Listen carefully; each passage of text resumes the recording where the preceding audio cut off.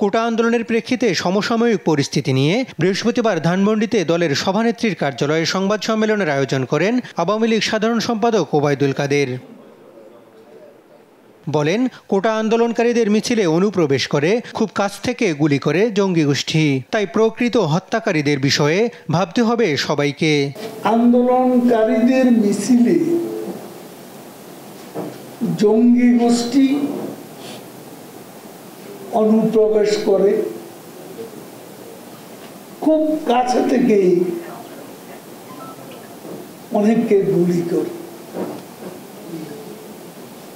সেখানে হতাহতের ব্যাপারটা এখানেও আমাদের ভাবতে হবে।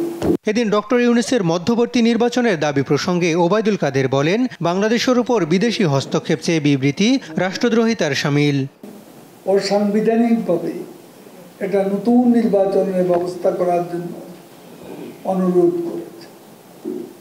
এ থেকেই বোঝা যায় চলমান বিচার থেকে নিজেকে বাঁচানোর লক্ষ্যেই তিনি এ ধরনের রাষ্ট্রবিরোধী ষড়যন্ত্রে লিপ্ত রয়েছেন।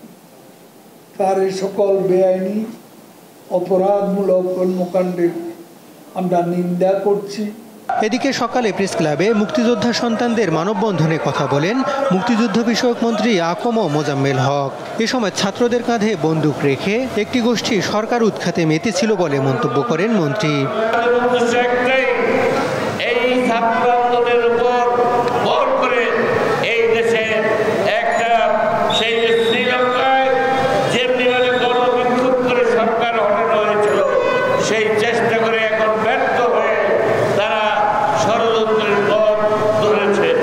রাষ্ট্রীয় সম্পদ ধ্বংস করলে সরকার বসে থাকবে না বলেও জানান তিনি।